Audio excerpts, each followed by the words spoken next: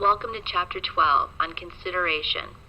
The law does not hold us accountable for every promise we make. The doctrine of consideration determines which promises a court must enforce.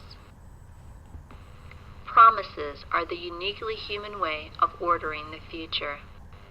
Consideration does not require counteroffers. You may equate bargained for with haggled over. A simple example can demonstrate the meaning of bargained for in this context. Kurt offers to mow Pedro's lawn once a week for $50 beginning May 1st and ending November 1st. Pedro accepts the offer. Where is the bargained for exchange? Kurt promised to mow Pedro's lawn to induce Pedro to promise in return to pay Kurt $50 a week.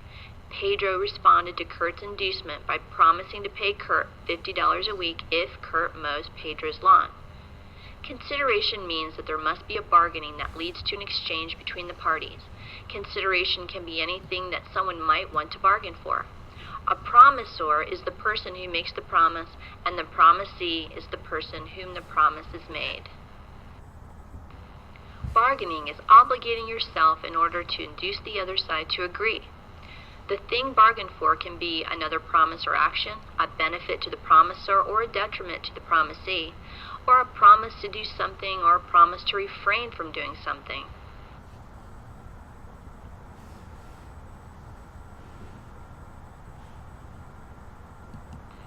In the case of Kelso versus International Wood Products, Carol Kelso worked at International Wood, and her supervisor, Renee Hernandez, promised Kelso 5% of the company's stock, but he never gave it to her, and she sued.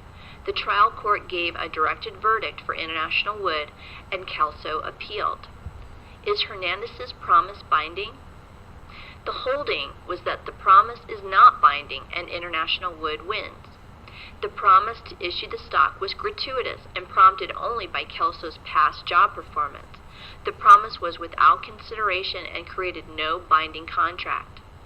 At trial, International Wood's lawyer got Kelso to admit that she had never promised to stay on forever or to stay on for 5 years in return for the promise of stock.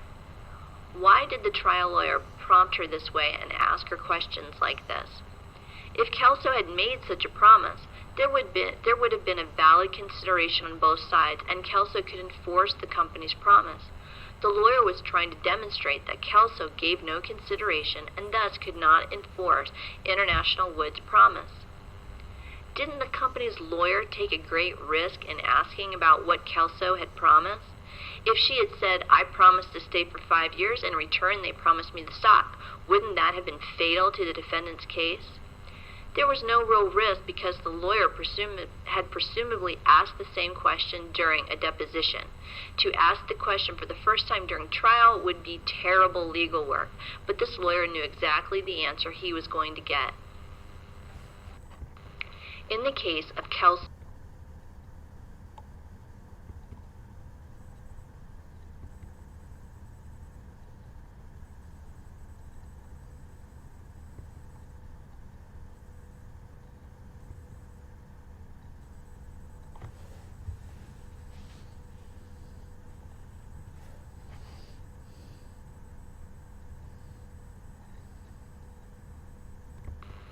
courts seldom inquire into the adequacy of consideration. A previously paid benefit is generally not consideration because it was not meant to induce the other side to agree.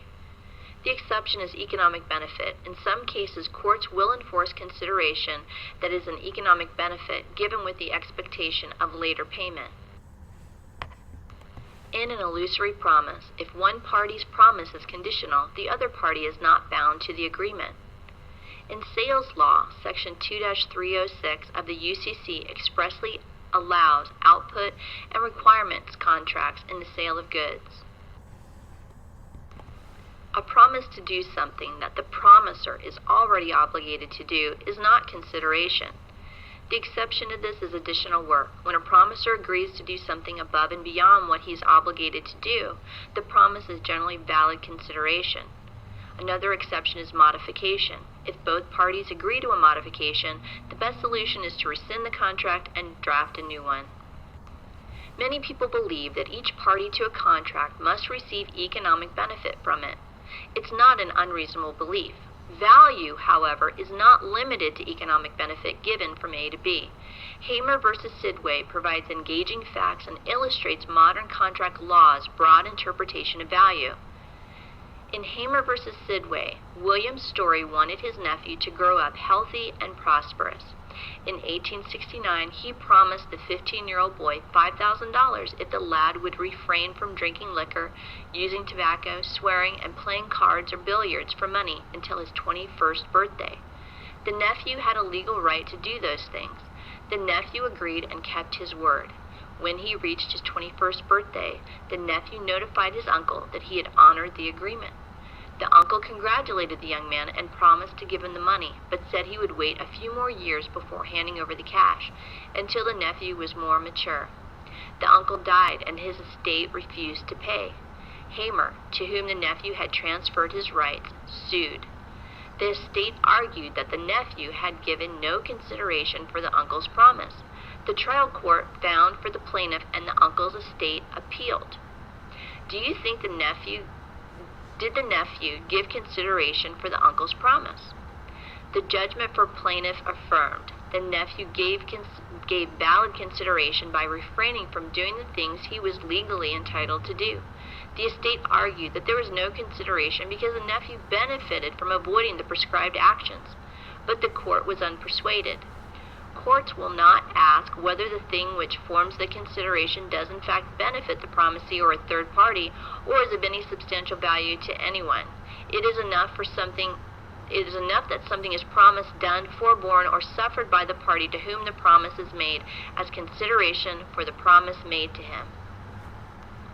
The nephew transferred to Hamer his right to receive payment from the uncle. The uncle's estate claimed they denied payment to Hamer because the nephew gave nothing to the uncle in exchange for the uncle's promise. Therefore, there was no consideration and no contract. The estate characterized this transaction as a promise to make a gift, not enforceable as a contract. So then, what was Hamer's argument? Hamer argued that the nephew did give something to the uncle in exchange for the uncle's promise. The nephew's promise to refrain from alcohol, tobacco, swearing, and cards until he turned 21. The uncle received no benefit from the nephew's promise. So why does the court hold that the nephew gave consideration? Because the nephew promised to suffer a detriment. But the nephew gave up activities that were bad for his health. So you may be wondering, what detriment did he suffer? Detriment here does not mean that the nephew experienced adverse consequences. One suffers a detriment for purposes of consideration by promising to refrain from something one has a legal right to do, or promising to do something one is not obligated to do. A liquidated debt is one in which there's no dispute about the amount owed. In cases of liquidated debt, if the creditor agrees to take less than the full amount as payment, her agreement is not binding. If the debtor offers a different performance to settle the debt and the creditor agrees, then the agreement is binding. A debt is unliquidated if the parties dispute whether any money is owed, or the parties agree that some money is owed but dispute how much. The parties may agree to settle for less than what is owed. This accord and satisfaction will be enforced if the debtor pays the agreed amount. Common law ruling states that if a debtor writes full settlement on a check and the creditor cashes it, the payment is in full whether or not it was the right amount. UCC 3-311 affirms the common law ruling but adds two exceptions. Organizations may notify debtors that any offers to settle debt for less than the whole amount must be directed to a certain person, and the creditor can refund the payment amount within 90 days and then demand the full amount. In the case of Jones versus Allstate Insurance Company, Jeremy France caused an automobile accident that severely injured Janet Jones. Allstate Insurance represented France and his parents, who owned the car he was driving when he caused the accident. Klein, who was an Allstate agent, helped Jones and her husband by identifying Janet's medical coverage, prodding insurance to pay medical bills, and obtaining $30,000 in underinsured driver's insurance from the Joneses' own insurance company. The Joneses considered Klein more helpful than their own insurance company agent. Klein sent Jones a letter a $25,000 check, and a form releasing Allstate and the Frances from liability. The check contained this type notation: final settlement of any kind and all claims arising from bodily injury caused by the collision with Jeremy France. The Joneses did not sign the form. They deposited the check, but 9 months later had second thoughts about it and sent Allstate their own check in the amount of $25,000. Allstate returned the check, saying the claim was settled and closed. The Joneses sued the France family and Allstate. Allstate claimed an accord and satisfaction, but the trial court ruled against the company. The Frances and Allstate appealed, and the case reached the Washington Supreme Court. Did the parties enter into an accord and satisfaction? Judgment for Jones was affirmed in the holding. The Allstate check was not tendered in good faith as required by the UCC. Evidence indicated that full satisfaction language routinely appeared on Allstate settlement checks. A comment to the relevant section of the UCC provides as an example of lack of good faith the routine printing of full satisfaction language on business checks. The Allstate check the Joneses received was computer-generated to bear the full satisfaction language and fall squarely within the example of lack of good faith provided by the UCC commentary. Because the transaction did not meet the good faith requirement, Allstate did not assert the affirmative defense of accord and satisfaction. So what is an accord and satisfaction? An accord and satisfaction is an agreement in which parties to an unliquidated debt agree that the creditor will accept less than the amount of her full claim as full payment to settle the debt, followed by the debtor's payment of that amount. What is an unliquidated debt? An unliquidated debt is one in which the parties either dispute whether money is owed or agree that some money is owed but dispute the amount. What is a release? A release is a contract by which one person agrees to the release, i.e. not to sue for legal claims against another in exchange for payment or money or other consideration. What was the unliquidated debt in this case? It was the amount due from Allstate to the Joneses to compensate for Janet Jones's injury at the hands of France, Allstate's insured. How much did Allstate think that it owed the Joneses? They thought they owed only $25,000. How much did the Joneses think that Allstate owed them? More than $25,000. How does an accord and satisfaction raise issues of consideration? An accord and satisfaction involves the modification of an amount to which the debtor believes he's entitled. How did Allstate attempt to create an accord and satisfaction?